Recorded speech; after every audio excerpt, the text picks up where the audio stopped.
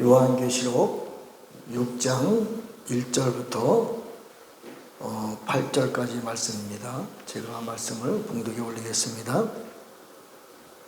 내가 봄에 어린 양이 7인 중에 하나를 떼시는데 그때 내가 들으니 네 생물 중에 하나가 우레소리 같이 말하되 오라 하기로, 이에 내가 보니 신말이 있는데 그 탄자가 활을 가졌고 멸류관을 받고 나아가서 이기고 또 이기려고 하더라. 둘째 인을 떼실 때에 내가 들으니 둘째 생물이 말하되 오라 하니 이에 다른 붉은 말이 나오더라. 그 탄자가 허락을 받고 땅에서 화평을 제하여 버리며 서로 죽이게 하고 또 큰 칼을 받았더라. 셋째 인을 떼실 때에 내가 들으니 셋째 생물이 말하되 오라 하기로, 내가 보니 검은 말이 나오는데 그 탄자가 손에 저울을 가졌더라.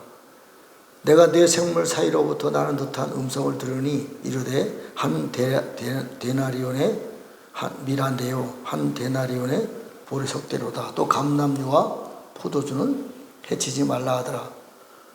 또 넷째 인을 떼실 때에 내가 넷째 생물의 음성을 들으니 말하되 오라 하기로, 내가 봄에 청황색 말이 나오는데 그 탄자의 이름은 사망이니 음부가 그들을 따르더라. 그들이 땅 4분의 1의 권세를 얻어 검과 흉령과 사망과 땅의 들짐승들로서 죽이더라. 아멘. 이 말씀이 이해가 됩니까? 굉장히 어렵죠. 그러나 이 말씀이 하나씩 이해가 되면 그렇게 어려운 말씀은 아닙니다. 오늘은 제가 이 말탄자의 영성과 그럼 신말탄자가 누구냐, 이게 굉장히 지금 계시록을 해석하는 사람들마다 다 달라요. 다 거의 대부분 보면 이것이 적그리스도다 이렇게 해석을 하고 있습니다. 그러나 저는 제가 감동받고 깨달은 바에 의하면 절대로 적그리스도는 될 수가 없는 상황이고, 또 오늘 이 말씀을 통해서 하나님이 이렇게 하나님이 이렇게 일하시는구나, 그런 것을 알 수 있을 것입니다. 자, 어린 양이 7인을 떼시기 시작하는 거예요. 자, 계시록 4장 5장에 보면 어린 양이 7인을 뛸 때에 이 어린 양이 준비가 되었어요. 7인을 뛰기. 계시록 4장에는 7인을 뛸 수 있는 준비가 어린 양도 안 됐어요. 5장에 가서 어린 양이 7인을 뛸 준비가 되었습니다. 그리고 보좌에 앉아서 어린 양 7인을 딱 뛸 때의 상황이 5장 13절의 말씀입니다. 자, 제가 한번 읽어드릴게요.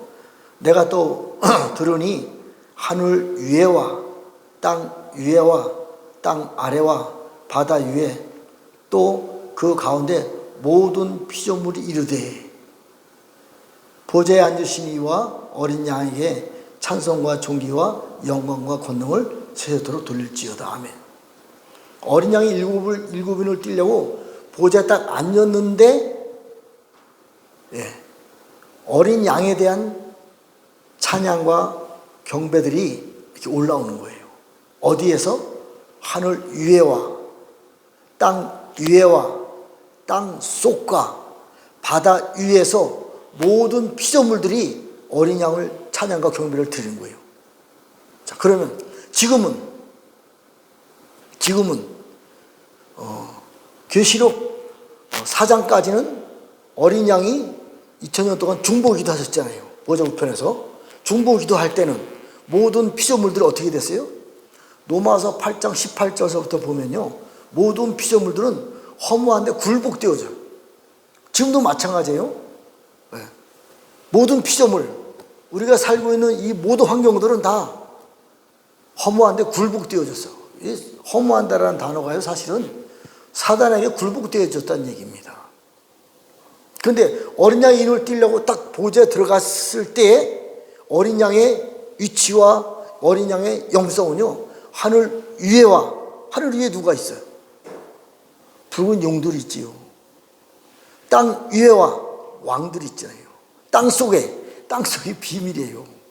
그러면 나중에 한번 풀어봅시다. 이 잘못 풀으면 걔 또 2단, 3단 유튜브 보는 사람들 많은데 걔는 머리 아파요.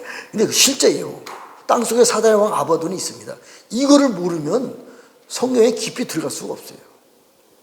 땅속의 왕 사단 아바돈도 하나님을 찬양하는 거예요.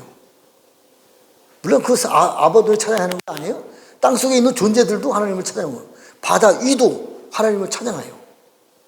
왜? 어린 양이 하늘 위에와 땅 위에와 땅속과 바다 위도 회복시켰어요. 2000년 동안 중보를 다 하시면서 중보를 마치고 보좌에 올라왔을 때는 모든 것들을 다 회복시킨 거예요. 그러면 우주 전체가 다 회복되었으면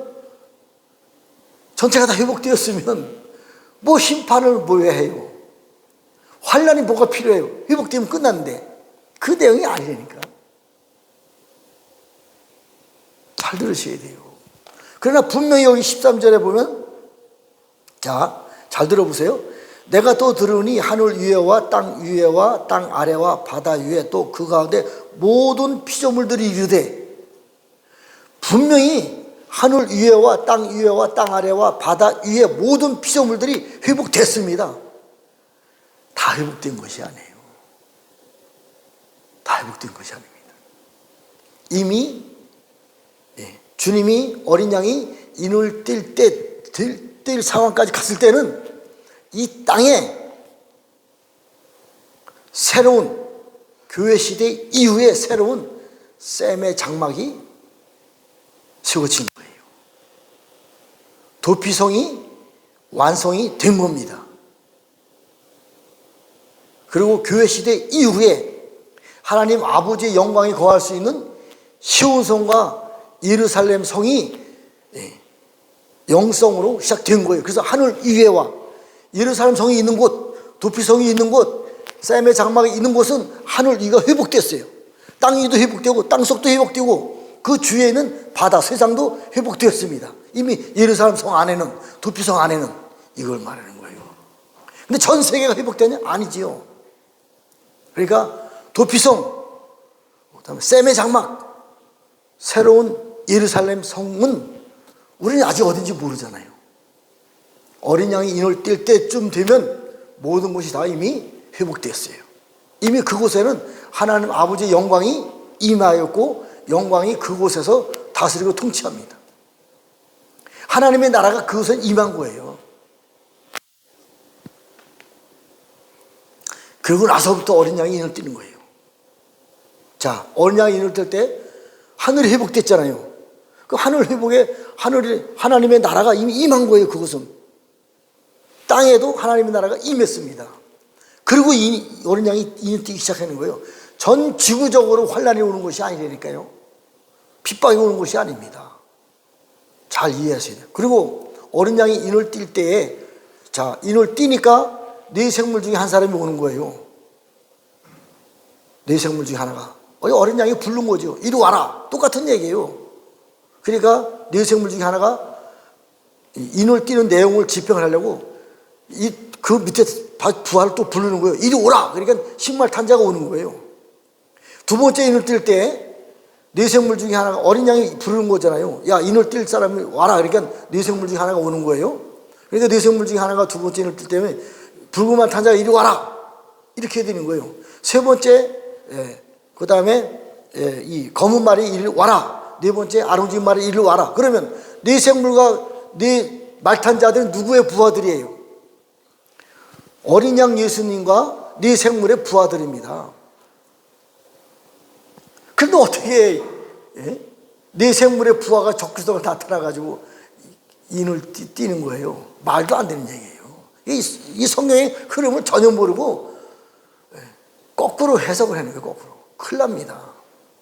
자, 흰말탄자, 붉은 말탄자, 검은 말탄자, 아롱진 말탄자는요, 다 하나님의 군대들이에요. 어린 양 예수님의 군대들이고 네 생물의 군대들입니다. 그럼 네 생물은 누구냐 이거지? 이게 네 생물의 정체를 정확하게 모르니까 해석을 못하는 거예요. 에스겔서에 나오는 네 생물하고 계시록에 나오는 네 생물은 약간 다릅니다. 에스겔서에 나오는 네 생물은요, 구약시대 때도 이스라엘 12지파가 있었어요. 성막을 중심으로 해서 동서남북에 12지파가 포진하고 있었습니다. 동쪽의 대표가 유다지파의 사자예요.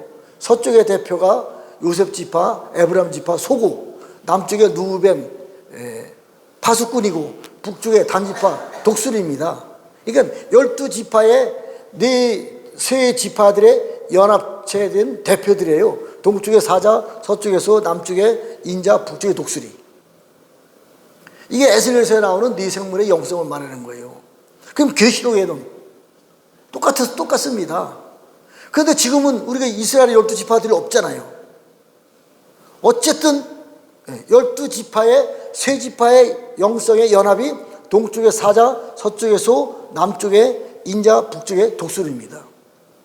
그런데요, 에스겔서에 나오는 네 생물은 천사 영역의 네 날개예요. 네 날개. 그래서 계시록에는요 6날개입니다. 제가 성경 알기로는 6날개가 가장 강력한 천사예요. 네 생물의 영성은요 천사들 중에서도 최고 높은 영성의 천사 장급이란 말이죠. 그럼 계시록에는 새로운 12지파의 이스라엘이 없는데 어떻게 동쪽, 서쪽, 남쪽, 북쪽에 연합체들이 될 수 있냐, 이 얘기입니다. 이걸 하나씩 풀어가야 돼요. 자, 예수님이 우리 신말 찬자에 대해서 한번 풀어보겠습니다. 자, 내가 보는 신말이 있는데 그 탄자가 활을 가졌고 면류관을 받고 나아가서 이기고 또 이기려고 하더라. 신말 탄자가 활을 가졌어요. 그럼 활에 대한 해석이 분분합니다. 어떤 사람은 화살이 없었기 때문에 싸우지 못한다, 그런 뜻의 그 활을 말하는 것이 아닙니다. 자, 스가랴 9장 13절에 보면 유다를 당긴 활로 삼고 에브라임을 화살로 삼았으니 시온아 내가 내 자식을 일으켜 헬라 자식을 치게 하며 너희를 용사의 칼과 같게 하리로다. 마지막 때에 헬라 자식과 시온의 자식들이 큰 전쟁이 있습니다. 지금 세계 열방을 물론 바벨론 이렇게 다르게도 부르지만 영적 다른 관점으로 볼 땐 헬라의 자식들 이렇게 봅니다. 이 적그리스도의 세력들을, 하나님의 세력들을 여긴 다른 각도로 보는 건데, 유다를 당긴 활로 삼고 에브라임을 화살로 삼은 거예요. 그러니까 유다가 누구예요? 잘 들으셔야 돼요. 유다의 허리에서 누가 나왔어요? 예수님이. 교회 시대를 말하는 거예요. 물론 성경이 어려워요, 해석이. 저 유대 땅, 이스라엘 땅에 있는 유다도 유다예요. 우리는 교회는 유다의 허리에서 나왔어요. 예수님이 유다의 허리에서 나왔습니다. 이 교회를 갖다가 유다의 허리에서 나왔다래요. 이것을 자세하게 풀어놓은 게 이사야 48장의 1절에 있는 말씀이에요. 자, 굉장히 중요한 말입니다. 유다의 허리에서 야곱과 이스라엘이 나왔다래요. 아니, 말이 안 되죠.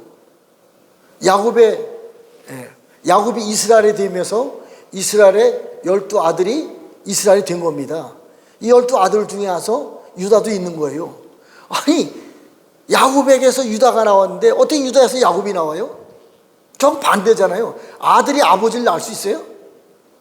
영적으로 말하는 것입니다. 유다에서 예수님이 나왔잖아요. 교회를 말하는 거예요. 교회에서 다 완성된 야곱과 이스라엘이 태어난다는 얘기예요.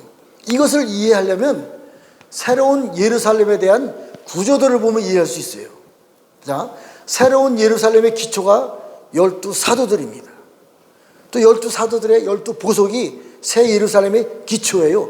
그 이후에 새로운 이스라엘의 12지파가 성문이 있고 성벽을 쌓아서 새 예루살렘이 세워지는 겁니다. 새로운 이스라엘이에요. 구약시대 때 이스라엘이 절대 아닙니다. 이것을 이해하려면 새 언약을 공부를 해야 돼요. 새 언약을 모르고 나니까 구약시대 때 이스라엘이 새 예루살렘의 이스라엘이다, 이렇게 전부 다 풀고 있는 거예요. 지금 거의 99.9%가 다 이렇게 풀고 있는 거예요. 아닙니다. 새 언약을 정확하게 이해해야 돼요. 예레미야 31장 31절부터 37절까지 보면요, 새 언약을 아주 무술 박아놨어요. 내가 하늘을 단지 조건을 붙는 거예요. 하늘을 측량할 수가 있고 땅속 깊이를 탐지할 수 있다면 해와 달도 세워주고 스톱. 더 이상 해와 달이 역할을 못하는 거예요. 바다도 이 바다가 아닙니다. 다른 바다예요. 그리고 유대인들이 후손들이 지은 죄값으로 말미암아 저들을 영원히 나라가 되지 못하리라. 왜? 유대인들 후손에서 누가 나와요? 적그리스도가. 저 유대 땅 예루살렘에서 적그리스도가 7년 동안 다스려 통치한다니까요. 그렇기 때문에 저 나라를 완전히 끊어버리고 새로운 하나님이 나라를 세우는데 그것이 새로운 이스라엘이에요. 새로운 예루살렘이고. 그렇다고 저들을 완전히 버리냐? 그럴 수 없다.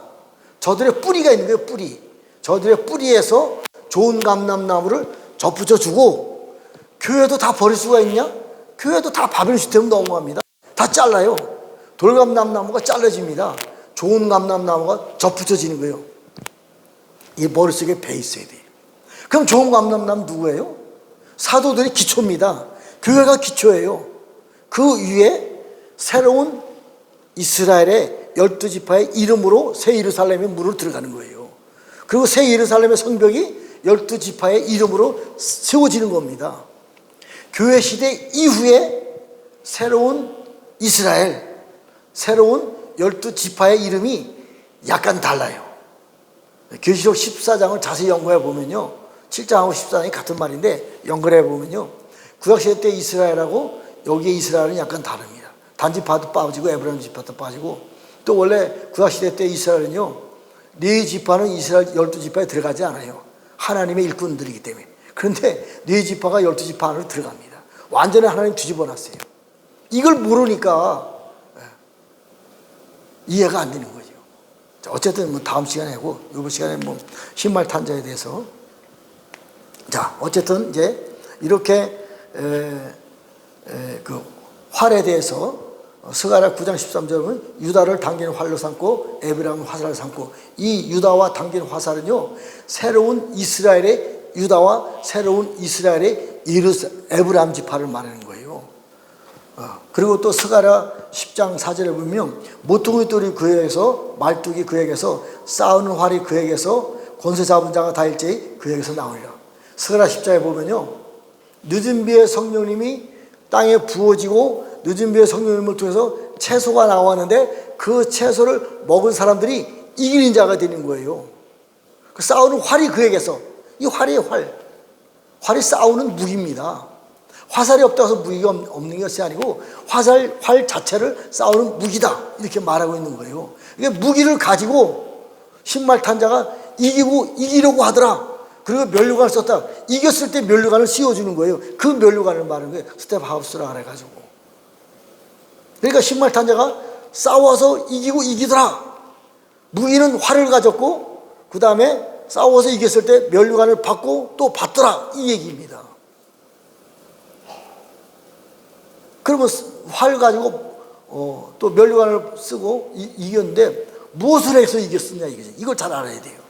자, 우리가 이제 예수님이 공중에 강림하셨을 때 7년 대환란이라고 하는 7년 기간이 있습니다.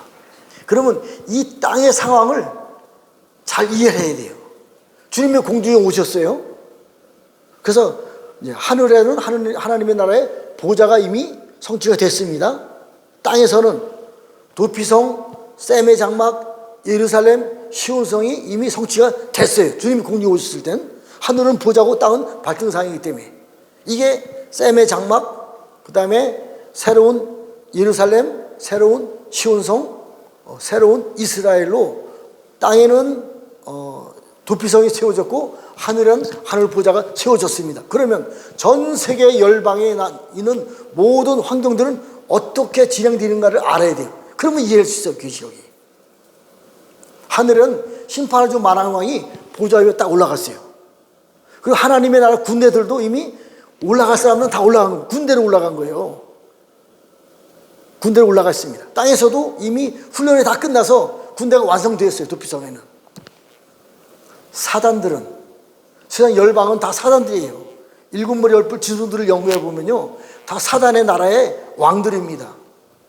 이들이 어떻게 세상을 통치하냐, 진행이 되냐를 알면 계시록 이해하기 쉬워요. 자, 첫 번째, 적그리스도가 저 유대 땅 예루살렘에서 7년 동안을 적그리스도로, 적그리스도는 뭐예요? 그리스도는 예수님, 기름 부음 받은 자. 적그리스도는 반대란 얘기예요. 이 적그리스도가 교회에서 나온다니까요. 적그리스도가 예루살렘 유대 땅 거기에 앉아서 7년 동안 전 세계를 통치합니다. 적그리스도로. 근데 이때 적그리스도 세력과 싸워 이기는, 또 싸우는 반대 세력들이 있어요. 이들도 다 적그리스도입니다. 7년 대환란 딱 중간에 세계 3차 대전이 일어나요. 전 세계를 패권주의 전쟁을 통해서 3차 대전이 그때 일어납니다. 미국과 중국의 3차 대전이에요. 그러니까 주님이 공주에 오셨을 때 미국과 중국은 그대로 전 세계를 지배하려는 예욕들이 차 있는 세상 나라로 세워져 있는 거예요. 그리고 또 7년 대환란 끝에는 고가 마국의 전쟁을 준비하고 있는 러시아, 이란, 터키, 시리아, 예멘, 이렇게 무슬림과 공산당의 남은 자들의 연합체들이 또 있는 거예요. 그러니까 전 세계는 세 부류로 나눠지는 거예요. 짐승의 나라, 공산당, 그 다음에 고가마국의 전쟁, 세 부류로.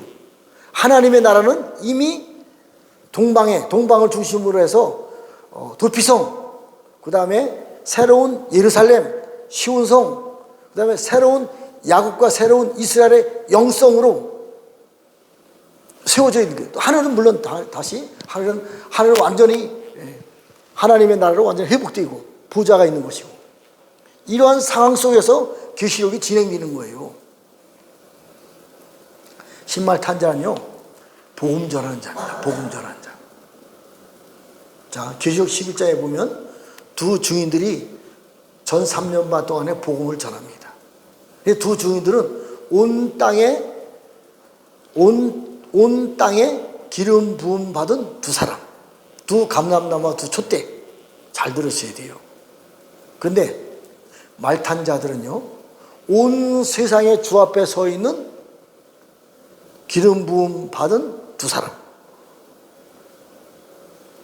말탄자의 영성이 어디서 나오냐면요, 스가랴 5장에 보면 새의 날개에서 바람이 나온다래요. 말탄자들은 바람과 같은 성령님이라 그래요. 천사들을 말하는 것이 아닙니다. 근데 이 사람들은요, 온 세상에 주 앞에 서 있다 나가는 사람들. 두 증인들은 온 땅에 주 앞에 서 있다 나가는 사람들. 달라요. 온 땅에, 온 세상에 하는 일이 다른 거예요. 그리고 스가랴 4장 5장에도 스가랴 이제 4장에 금기름이 나오잖아요. 이 두 감람나무와 두 촛대도요, 온 세상에 주 앞에 서 있다 나가는 두 기름 부음 받은 자 둘.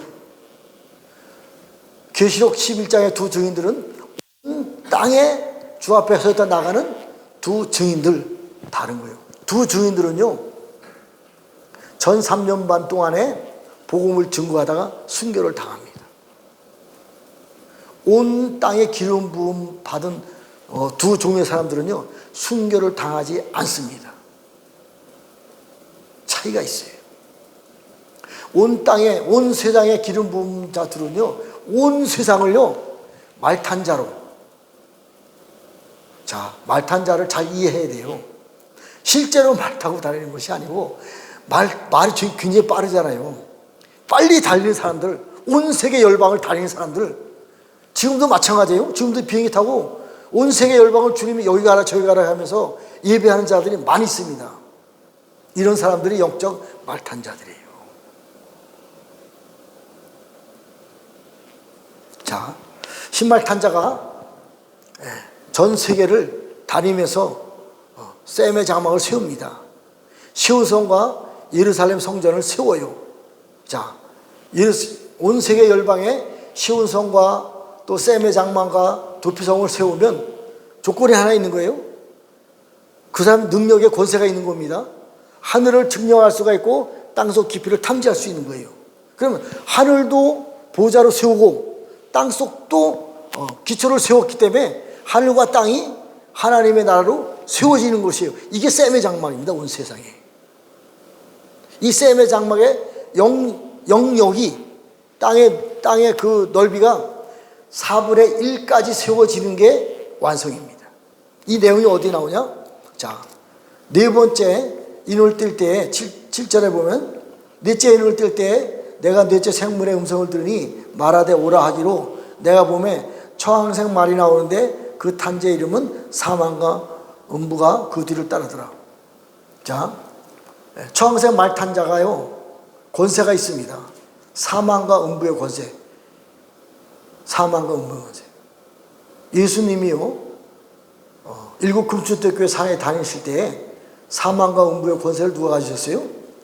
예수님이 가졌습니다. 이것을 처항생 탄 사람에게 주는 거예요. 그래서 지옥에도 들어갈 수 있는 거예요. 사실은 사망과 음부의 권세가 있기 때문에 굉장히 어려운 내용입니다. 이게 그래서 땅속도 정복하는 거예요. 땅속도 사망과 음부의 권세를 가지고, 그리고 땅의 4분의 1을 권세를 받아서 짐승들과 흉령과 사망과 땅의 짐승들로서 죽이더라. 누구를? 세상 열방에 있는 시온의 자식들과 바벨론 시스템과 싸우고 이기는 겁니다. 그럼 짐승들이라는 것을 내용을 모르니까, 짐승들이 우리가 살고 있는 이런 짐승들을 말하는 것이 아니에요. 니오야단, 탄닌, 용 존재를 말하는 거예요. 그러니까 이런 세계를 못 열으니까 해석이 안 되는 거예요.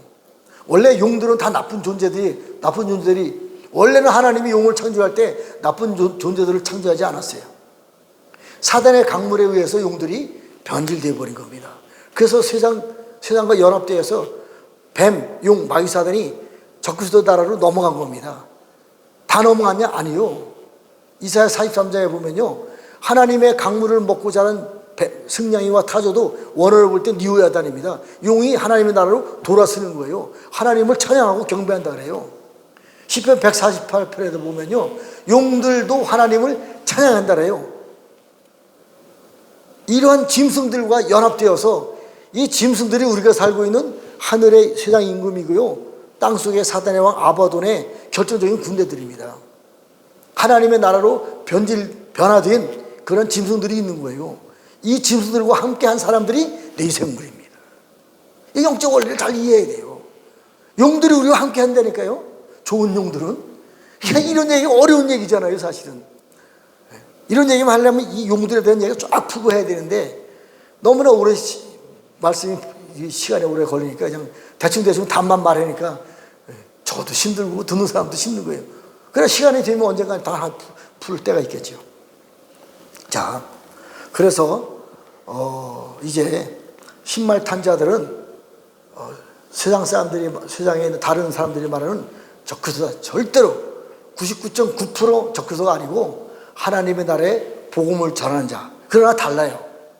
두 증인들은요, 종으로서 복음을 전합니다. 그러나 여기에 있는 신말 탄자들은 종으로서 복음을 전하는 것이 아니라 하나님의 나라 왕과 제사장으로 복음을 전하는 거예요. 자, 마태복음 11장 11절에 보면요, 사도 세례 요한이 나기 전까지의 모든 구약시대 때 사람들과 침례 요한이 태어났을 때 침례 요한이 가장 큰 자라래요. 천국에 올라가서는 침례 요한이 가장 작은 자. 그러니까 이 성경 전체를 이해하려면 흐름을 잘 이해해야 돼요. 이걸 내가 먼저 시간에도 말씀드렸지만 계속 들어서 이게 머릿속에 배 있어야 돼요. 침례 요한까지가 천국에서는 가장 작아요. 그리고 그 위에 사도들이 있잖아요. 사도들은요, 고린도전서 4장 9절하고 새로운 예루살렘에 대한 구조들을 보면요, 새 예루살렘의 기초입니다. 기초. 사도들이 높은 위치가 아닙니다. 사도들이요, 계시록엔 선지자라 그래요. 그래서 사도들은 순교자의 영성입니다. 결코 사도들이 이기는 자가 될 수 없습니다. 잘 이해해야 돼요. 그들의 기초 위에 새로운 시온성과 새로운 예루살렘 성 안에서 예배드리는 새로운 야곱, 새로운 이스라엘의 12지파의 영성을 가진 사람들이 이기는 자가 되어서 새로운 예루살렘을 건설하는 겁니다. 신말 탄 자들은 하늘 보좌에 하나님의 군대들인데 이스라엘의 12지파의 군대들을 말하는 거예요. 자, 땅에서도 군대가 있고 하늘에서도 군대가 있습니다. 이제는 우리가 하나님이 원하시는 가장 강력한 군대를 우리가 세워줘야 돼요. 근데 이건 말씀이 없으면 안 됩니다. 그래서 에베소서 4장에 보면 예수 그리스도의 장성한 분량까지 성장하라. 예수 그리스도의 장성한 분량이 뭐예요? 내가 이기고 아버지 보좌에 앉은 것 같이 너들도 내 보좌에 앉게 하리라. 여기까지 올라가야 되는 거예요. 하나님 보좌에. 이것이 계시록 4장에 있는 하늘 보좌에 올라간 사람들을 말하는 거예요. 이런 사람들의 영성 중에 하나가 말탄자의 영성입니다. 어쨌든 제가 뭐 이렇게 짧은 시간에 너무나 많은 범위의 말을 하려고 하니까 저도 답답하고 듣는 사람도 답답할 겁니다. 언젠가 시간이 되어지면 하나씩 하나씩 풀면서 하나님 앞에 정말 우리가 말씀이 열려야 되고 또 실제로 이기는 자의 영성이 우리에게 부어져야 돼요. 며칠 전에 저하고 어떤 자매와 같이 기도를 했는데 하늘에 영적 전쟁이 시작되었다. 왜요? 계시록 4장에 있는 내용이 풀어지려면요 영적 전쟁이 시작돼야 돼요. 하늘에 하늘 보좌가 제일 먼저 하늘 보좌가 열리는 거예요. 어떻게 열려요? 저절로 열려요? 아닙니다. 우리 기도를 통해서 우리 사람들의 영성을 통해서 보좌가 열리는 거예요. 하나님이 들어와서 여는 거 아닙니다. 히브리서 11장 38절서부터 12장 1절에 보면요 나원에 잠자고 있는 사람들을 우리를 통해서 저들이 온전하게 되는 거예요. 우리의 기도와 영성과 우리의 하나님이 주신 능력을 가지고 그 일을 우리가 행하는 겁니다. 물론 우리가 행하는 건 아니죠. 하나님 아버지의 영광이 우리를 통해서. 정말 중요한 시간이 이제 시작되어 가고 있는 거예요. 아시아에 있는 금주택교회 사들과 이긴 자들서부터 그리고 교회 시대 이후에 남은 자들을 통해서 좋은 감람나무가 접붙여졌는데 이 좋은 감람나무가 접붙임을 받은 그 교회가 바로 시온성과 예루살렘이에요. 물론 저 유대 땅들도 참감람나무에 좋은 감람나무가 접붙여지는데 그것이 바로 시온성과 예루살렘 성입니다. 이제 교회가 아니에요. 시온성과 예루살렘 성전입니다. 그래서 하나님 아버지 영광이 교회에 들어올 수가 있는 것이고 이사야 6장에 하나님의 영광이 임한 우리들이 교회 시온성과 예루살렘이 되는 거예요. 한마디만 말씀을 하고 마치겠습니다. 자, 시온성과 예루살렘의 성은 네 가지의 영성이 있어요. 네 가지 영역이 있습니다. 첫째로 하늘 위에 하늘 보좌에 저 천국에도 있지만 시온성과 예루살렘 성이 있는 것입니다. 두 번째로 땅 유대 땅 예루살렘에 시온성과 예루살렘이 있는 거예요. 세 번째로 하나님의 영광이 임한 우리들이 시온성과 예루살렘이 되는 거예요. 또 시온성과 예루살렘이 모여있는 곳이 바로 시온성과 예루살렘이에요. 이것을 하나님이 마지막 때에 셈의 장막이다, 땅에선 도피성이다, 하늘에선 보좌다,